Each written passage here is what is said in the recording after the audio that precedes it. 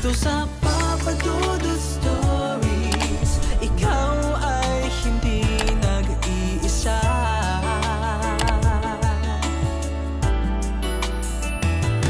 Dito sa Papa Dudut Stories, may nagmamahal sa'yo. Masarap magkaroon ng love life kung maganda rin ang takbo ng inyong karera sa trabaho. Pero hindi lahat ay sinuswerte na makuha ng sabay ang dalawang bagay na importante sa buhay natin. Dahil may mga pagkakataon na kailangang may isakripisyo ka na alinman sa dalawang ito.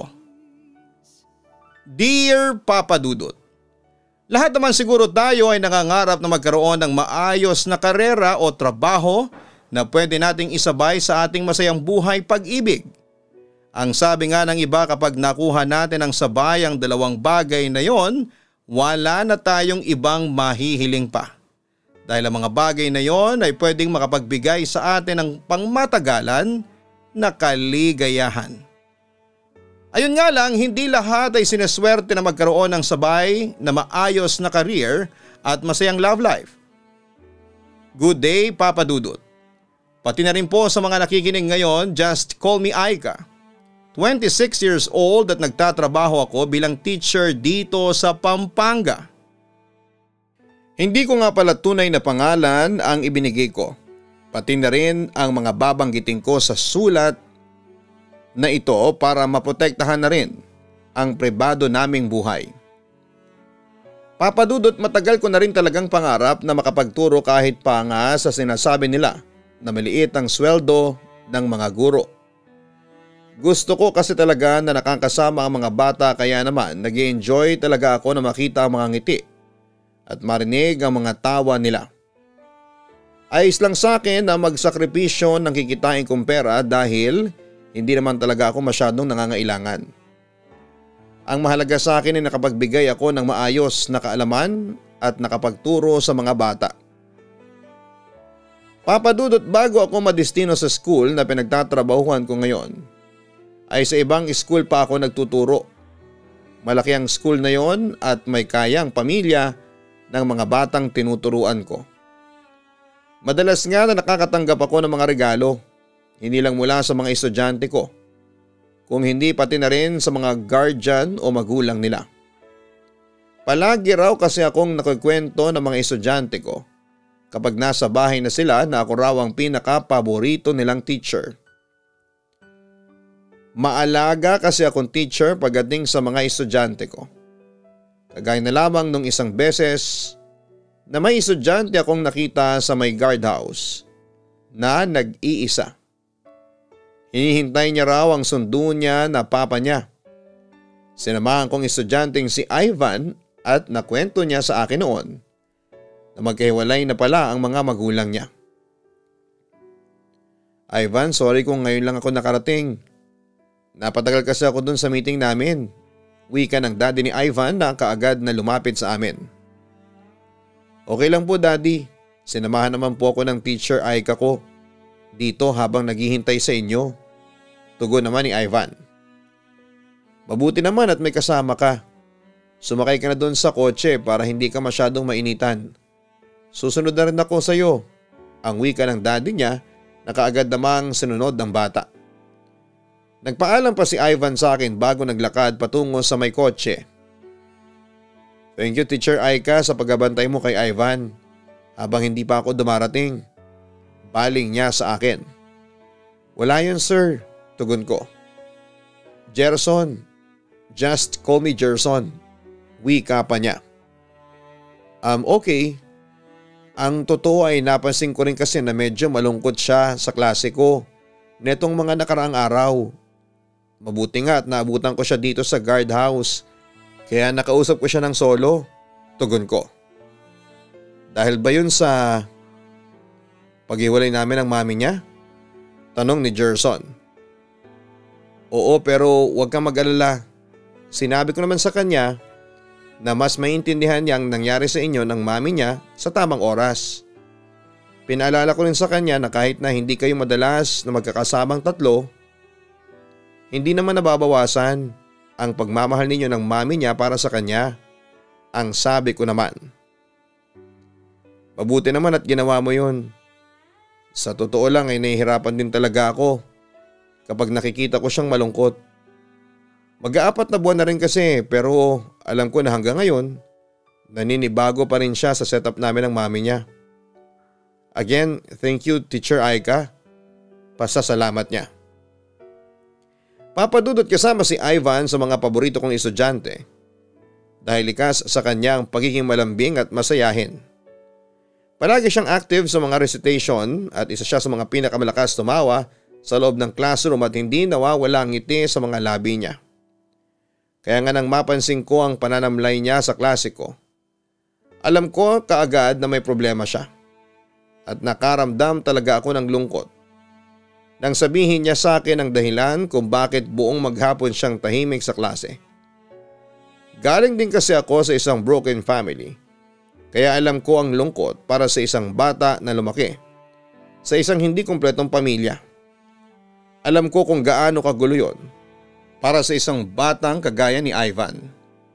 Kaya nga nangako ako sa sarili ko na oras na magkaroon ako ng sarili kong pamilya, sisikapin ko na maging kumpleto at masaya yon para hindi maranasan na magiging anak ko ang lungkot na naranasan ko sa pamilya na kinalakhan ko.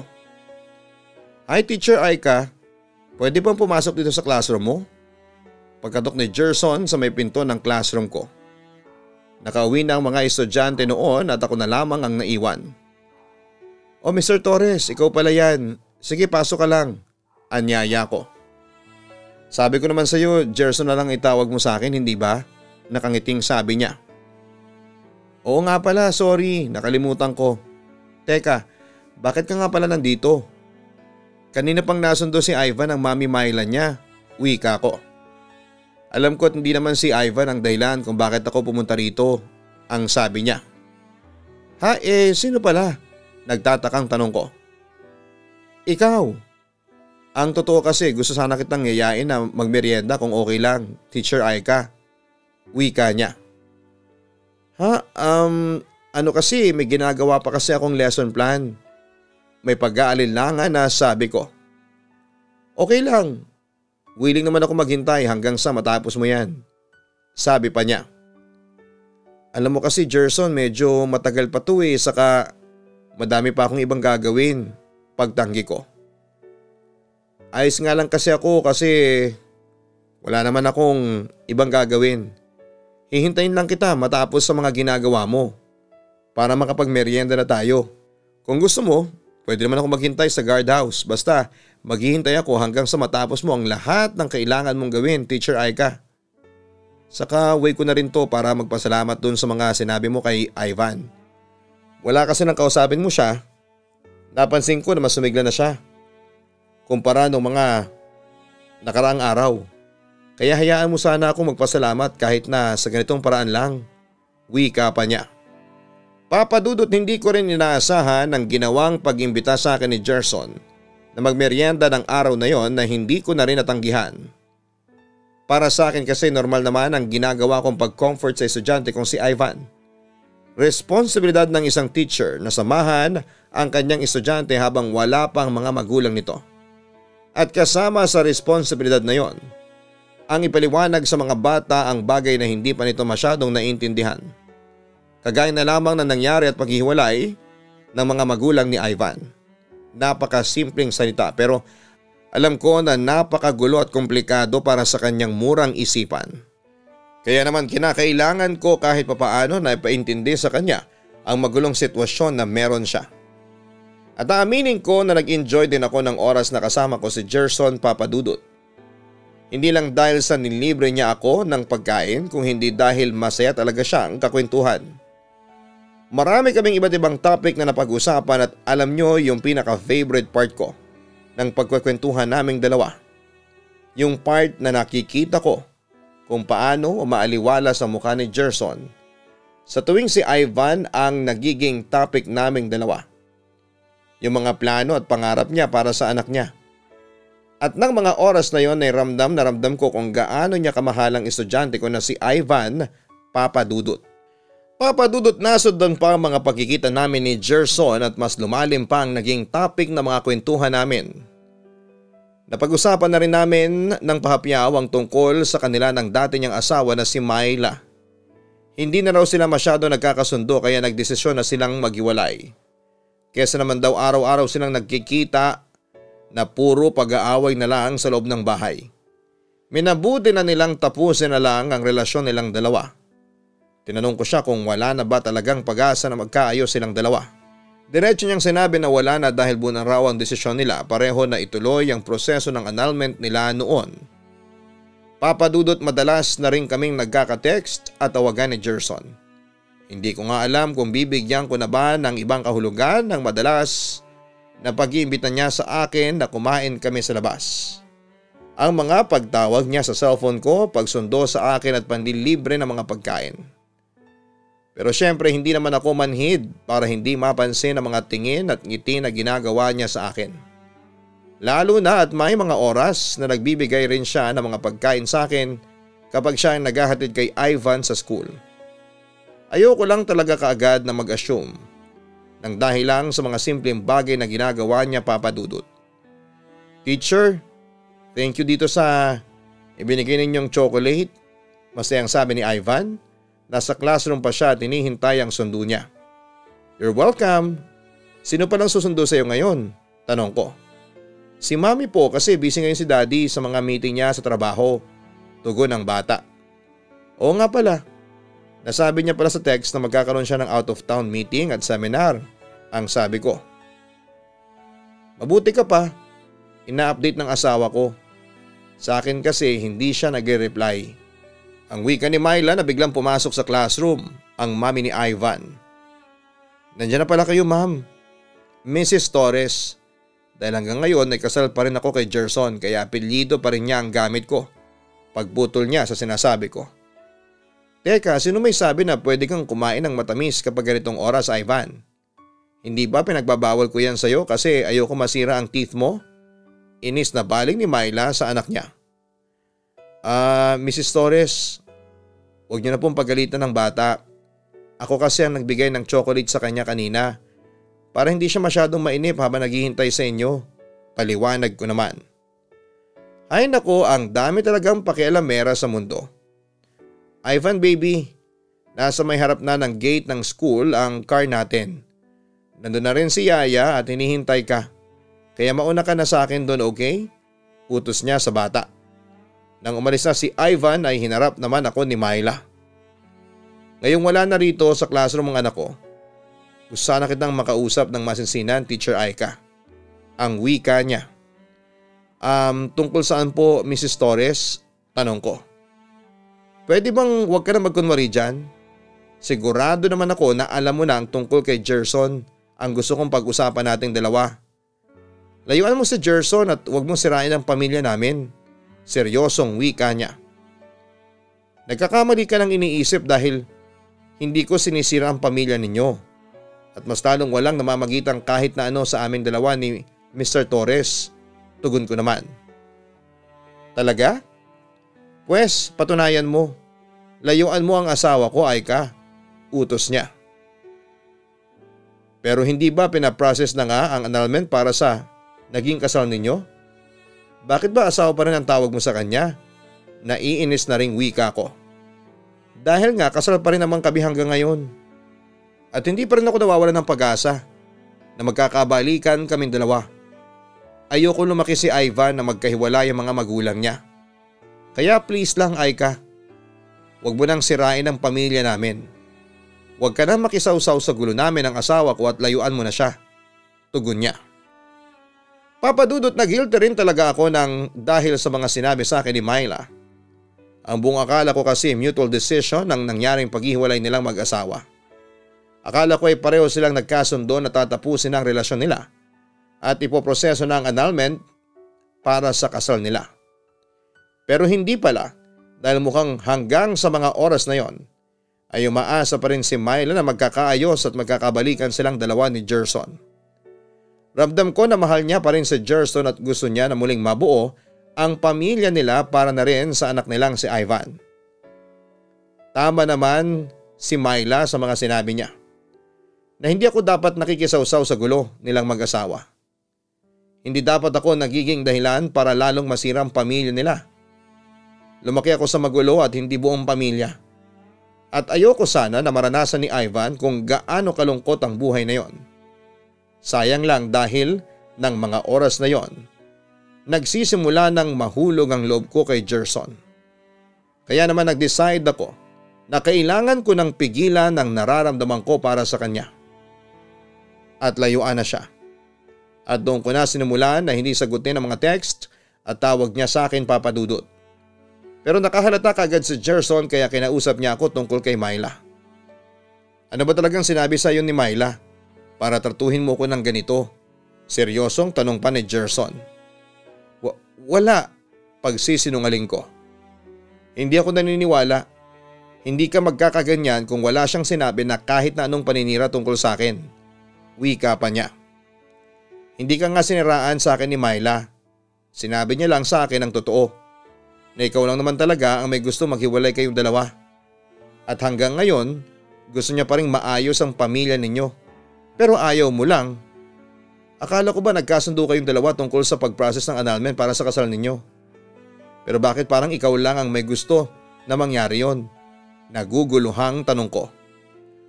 Gusto mo talagang malaman ang totoo? Okay sige, sasabihin ko na. Dahil 3 beses ko lang namang nahuli na may ibang lalaki ang asawa ko. Hindi isa, hindi 2 kundi 3 beses. Sa 3 magkakaibang lalaki. Yung unang 2 beses na nahuli ko siya ay nagawa ko kagad siyang patawarin. Pero yung huling beses na nahuli ko siya na may ibang lalaki na doon mismo sa bahay namin at sa ibabaw pa talaga ng kama naming mag-asawa, sobrang hirap na sa akin nun, tugon pa ni Gerson. Ibig sabihin, ilang beses na talagang niloko ka ng asawa mo? Tanong ko. Oo, at yung pangatlong beses ang pinakamalala dahil pinsang buo ko pa ang nahuli ko nakasex niya sa loob ng kwarto namin. Munti ko na ngang mapatay sa bubog yung lalaki kung hindi lang ako naawat ni Myla.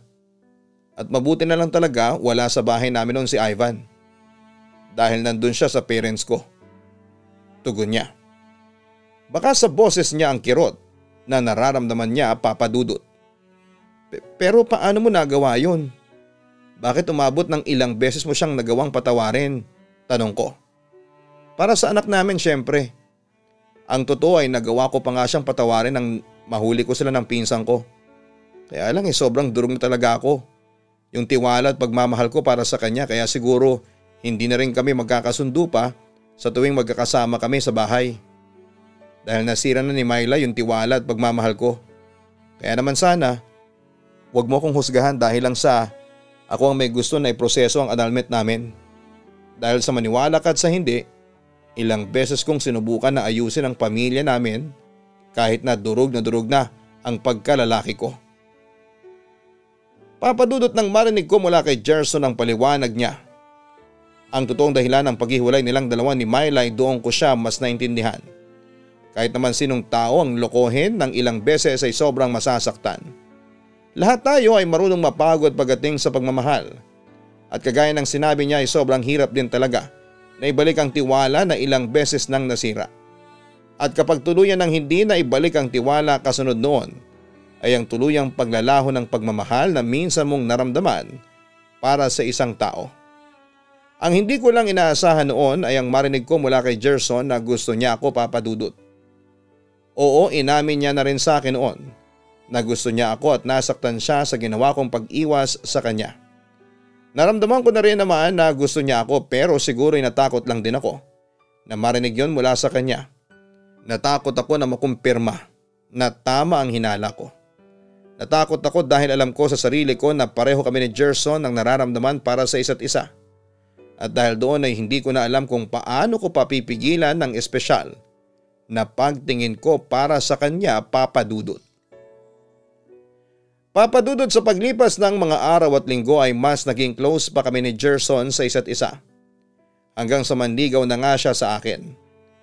Halos araw-araw na kaming magkasama dahil palagi niya akong pinupuntahan sa school. Lumalabas na nga rin kami ni Gerson kasama ang anak niyang si Ivan na Tita Aika na ang tawag sa akin. Matalinong bata si Ivan at alam ko na kahit na hindi pa namin sinasabi sa kanya noon ang ginagawang panliligaw sa akin ni Gerson, alam ko na nararamdaman niya na may namamagitan na sa aming espesyal ng daddy niya. Mabuti na lang at close na ako sa bata dahil hindi siya kagaya ng ibang bata na nagagalit dahil may iba nang kasama ang daddy niya. Hindi nga nagtagal papadudot ay nagkaroon na nga kami ng relasyon ni Gerson. Hindi rin naging madali para sa amin ang lahat lalo na sa akin. Una kasi may anak na siya tapos ay kasal pa sila ni Myla. Kaya naman lumalabas na parang kabit lang ako ni Gerson sa relasyon na yon. Pero pinanghawakan ko naman ang pangako niya na kaagad niyang aasikasuhin noon ang tungkol sa annulment nila ni Myla. At nagkasundo kami na ililihim muna sa ibang tao ang tungkol sa relasyon namin, lalo na sa loob ng school papadudot. Pero isa sa mga nakapansin sa amin ay ang kaibigan at co-teacher ko na si Dina. Kaya naman hindi niya ako tinigilan sa kakatanong tungkol kay Gerson. Oo, sige na, aaminin ko na, boyfriend ko na nga siya. Magdadalawang buwan na rin pag-amin ko sa kanya. OMG Aika, bakit naman ginawa mo yung lalaki na yon? Bulalas pa ni Dina. Mabuting tao naman si Gerson, wika ko. Oo nga, pero may asawa at anak naman. Hindi mo man lang inisip na paano kung may chance na magkabalikan sila kaya lang bigla ka naman pumasok sa eksena. Hindi ka na naawa sa anak nila. Napapailing na sabi pa niya. Hindi mo kasi alam kung bakit sila nagkahiwalay. Saka bago ko pa maging boyfriend si Gerson, pinaprosesan nila ang annulment nila para sa naging kasal nila, paliwanag ko. Pero kasal pa rin siya, kahit ano pa mang sabihin mo dyan. Ay ka naman, ang dami-daming lalaki dyan. May ibang co-teacher nga tayo na gustong pumorma sa'yo. Isama mo na yung isang tito ng estudyante ko na nakipagkilala sa'yo nung nakaraan pero dinedma mo lang kahit na single at gwapo. Tapos babagsak ka lang pala sa may asawa at anak na. Ay nako, pag-isipan mo ngang mabuti ang ginagawa mo. Teacher ka kaya dapat na hindi ka pumasok sa ganyang kagulo na relasyon. Paalala ni Dina sa akin. Papadudot kahit na hindi talaga ako o ang relasyon namin ni Gerson ang dahilan kung bakit naghiwalay sila ni Myla ay nagigilty rin talaga ako. Kagaya ng sinabi ni Dina, paano nga kung may chance pa sanang magkabalikan sina Myla at Gerson. Kaya lang ay bigla na akong pumasok sa eksena. Paano kung sila talaga ang nakatadhana para sa isa't isa? Paano kung bahagi lamang ako ng pagsubok para sa pamilya nila? Dapat pa ba talaga akong kumapit sa relasyon namin? O mas dapat na akong bumitaw? Kaya lang kasi, ng mga panahon na yun ay malalim na ang pagmamahal na nararamdaman ko para kay Gerson. Kaya nga kahit ayaw sa kanya ni mama dahil kasal na siya sa ibang babae ay willing pa rin akong ipaglaban siya. Handa akong tanggapin lahat ng negatibong maririnig ko tungkol sa relasyon naming dalawa. Pero may isang bagay akong hindi napaghandaan ng mga panahong yon. Yon ay ang maapektuhan ng trabaho ko. Dumating kasi sa point papadudot na kinausap na ako ng principal ng eskwelahan na pinagtatrabahuan ko. Hindi niya raw gusto ang mga bagay na napapakinggan niya tungkol sa akin. Wala naman daw problema kung makikipagrelasyon ako sa kamag-anak ng estudyante na nag-aaral sa school namin. Kaya lang ang hindi niya nagugustuhan ay yung lumalabas na chismis na isa raw akong kabit ng daddy ng estudyante namin. At sa huli pinapili ako ng school principal kung gusto ko raw na magpatuloy na magturo sa school na yon. Mas mabuti na putulin ko na ang espesyal na ugnayan ko kay Gerson papadudot. Gerson, pagod na ako. Pagod na ako makarinig ng mga negatibong bagay na sinasabi nila tungkol sa iyo at sa relasyon nating dalawa. Alam mo bang pati trabaho ko ay naapektuhan na ng dahil sa relasyon na ito? Ang sabi ko sa kanya. Bakit? Ikaw lang ba ang napapagod? Ako rin naman. Pagod na ako sa tuwing mararamdaman ko na hindi mo ako kayang ipaglaban. Pagod na ako sa tuwing naririnig ko kung paano mo i-deny sa mga katrabaho mo ang tungkol sa relasyon nating dalawa. Ang wika naman niya. Dahil naapektuhan na nga ang trabaho ko. Hindi mo ba naiintindihan yon? Ang dami ko nang napapakinggan na kung ano-anong hindi maganda mula sa mga co-teachers ko. Ang sabi ko. Bakit ba kasi kailangan mong intindihin pa yung mga sinasabi ng ibang tao? May inis na tanong ko. Dahil mga katrabaho ko sila.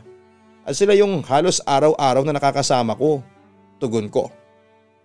E di umalis ka na sa school na yan at sa ibang school ka na lang magturo. Suhestyon niya. Hindi naman ganun kadali ang pinapagawa mo sa akin, Gerson. Wika ko. Kaya hahayaan mo na lang na maapektuhan ang ibang taong relasyon natin. Aika, alam mo naman kung ano ang tama at mali, hindi ba? At alam mo kung ano yung totoo sa hindi. Naging honest ako sa iyo at sa relasyon na to. Wala akong kahit na anong tinago sa iyo. Sabi pa ni Gerson. Oo, alam ko naman yun. Pero nahihirapan lang talaga ako sa sitwasyon natin. Kasi kahit yung school principal namin kinausap na ako. Halos kulang na nga lang ay diretsuhin niya akong papiliin kung ikaw o ang trabaho ko ang mas mahalaga sa akin. Kwento ko. At kung mangyari nga na kailangan mo mamili kung sino sa amin ang trabaho mo, ang mas kailangan mo sa buhay mo, sino ang pipiliin mo? Ay ka, akala ko ba mahal mo ko? Akala ko ba seryoso ka sa relasyon na ito? Tanong niya. Mahal naman talaga kita, Gerson. Hindi naman ako magpapaligaw sa iyo at mas lalong hindi kita sasagutin kung hindi ako seryoso sa relasyon na ito. Wika ko. Talaga? Bakit parang ako lang ang nag-e-effort? Ako lang yung palaging handang lumaban. Alam ko naman na hindi talaga madali sa sitwasyon mo ang relasyon natin. Pero sana naman, ipakita mo sa akin kahit konti na may pakialam ka rin sa akin at mahal mo talaga ako. Kasi marunong din ako mapagod at masaktan, Aika. Ang sabi pa ni Gerson. Papadudot lahat naman siguro ng relasyon ay binibigyan ng mga pagsubok. Siguro ang mga negatibong narinig ko tungkol sa amin ni Gerson, ang pagkausap sa akin ng principal ng school kung saan ako nagtatrabaho, pati na yung mga tao na hindi boto kay Gerson para sa akin ay parte ng pagsubok na kailangan naming malampasan. Tama naman kasi si Gerson. Sa mga sinasabi niya na sa aming dalawa, palagi na lang siya yung mas matatag. Palaging siya yung handang lumaban. Palaging siya yung mas willing na isakripisyo ang lahat para sa relasyon namin. Naisip ko, papadudot, na siguro nga ay oras na para maramdaman niya na ako naman ang lumalaban para sa relasyon namin. Na seryoso rin ako sa kanya at totoong mahal ko rin siya. Oo, hindi talaga madali ang lahat para sa aming dalawa, pero wala naman sigurong relasyon ang hindi dumaan sa mga problema. Nagkataon lang na sa umpisa pa lang ng relasyon namin ay binagyo na kaagad kami ng mga pagsubok. Pagsubok na muntik pang maging dahilan para bumitaw ako at mapagod si Gerson. Papadudot, doon ko na-realize ng oras na yon na oras na para patunayan ko kay Gerson na mahal ko rin siya. Kagaya ng pagmamahal niya sa akin. Nang muli akong kausapin ng principal ng school tungkol kay Gerson ay muli kong pinaliwanag sa kanya ang side ko. Sinabi ko na rin sa kanya ang totoo na may relasyon kami ng daddy ng estudyante ko. Na wala akong nakikitang mali sa relasyon namin dahil una sa lahat ay pinoproseso na ang annulment ni Gerson at Myla nang maging boyfriend ko siya. Pangalawa ay hindi ako ang dahilan ng paghihiwalay nilang mag-asawa. At pangatlo ay labas ang relasyon namin ni Gerson sa pagtuturo o pagtatrabaho na ginagawa ko sa school na yon. Dahil kahit kailan ay hindi ako nagpakita ng hindi magandang imahe para sa ibang tao. Lalo na sa mga bata. Sa huli, papadudot, mas pinili ko ang mag-resign na lamang para sa kakatahimik ng buhay ko at ng relasyon namin ni Gerson. Nag-apply na lamang ako sa ibang eskwelahan at kaagad naman ako natanggap. Ilang taon na rin ang relasyon namin ni Gerson at alam na rin ni Ivan ang tungkol doon dahil close naman sa akin ang bata. Kaagad niya akong natanggap bilang pangalawang mami niya. May ibang boyfriend na rin ngayon si Myla, pero patuloy pa rin pinoproseso ang annulment na para sa naging kasal nila ni Gerson. Papadudot, pagdating sa usapin ng karir at pag-ibig, madalas ay mahirap talagang pumili. Lalo na't mahalaga ang dalawang bagay na yon sa buhay natin. Pero siguro kung alam naman natin sa sarili natin na walang mali sa pag-ibig na meron tayo, hindi na natin yon kailangan pang bitawan. Dahil ang karir ay mas madaling mahanap kesa tunay na pag-ibig. Salamat po sa pagbasa ng sulat ko na sana'y nakapag-iwan ng aral sa ating mga kaistorya na nakikinig ngayon. Yours truly, Aika. Maraming bagay ang pwede nating matutunan sa paaralan. Mga bagay na kahit na hindi ituro ng mga guro sa loob ng classroom, matututunan pa rin natin. Maraming salamat Aika sa pagbibigay ng oras na mai-share dito sa aking YouTube channel ang kwento ninyo ng boyfriend mong si Gerson. Hindi man naging madali ang pag-uumpisa ng inyong relasyon. Ang mahalaga ay naging matatag ang inyong pagmamahalan. At kagaya ng sinabi mo ay hindi talaga madali ang malagay sa ganyang klase ng sitwasyon. Lalo na at nasa isang konserbatibong bansa tayo. May ibang tao na hanggang ngayon ay hindi pa rin bukas ang isipan sa iba't ibang bagay sa buhay. Ganon pa man, patuloy lang kayo na maging matatag ni Gerson at palaging isama sa mga panalangin na gabayan kayo ng ating Panginoon. Huwag kalimutan na mag-like, mag-share at mag-subscribe. Maraming salamat po sa inyong lahat.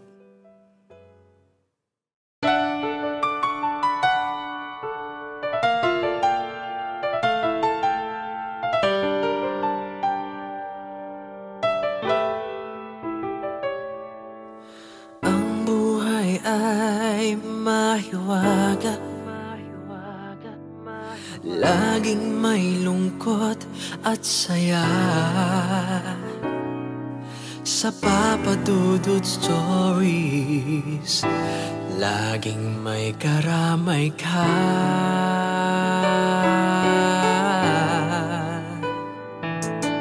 Mga problemang kay bigat,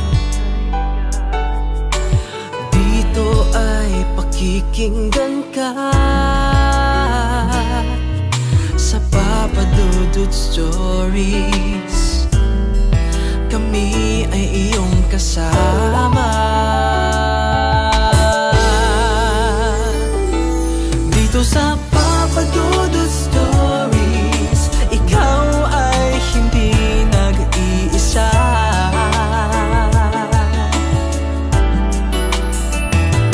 Dito sa Papa Dudut Stories, may nagmamahal sa'yo.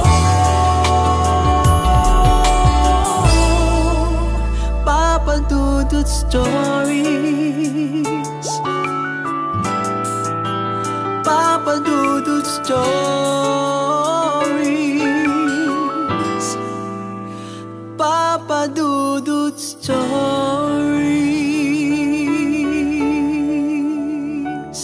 Hello mga ka-online, ako po ang inyong si Papa Dudut. Huwag kalimutan na mag-like, mag-share at mag-subscribe. Pindutin ang notification bell para mas maraming video ang mapanood ninyo. Maraming salamat po sa inyong walang sawang pagtitiwala.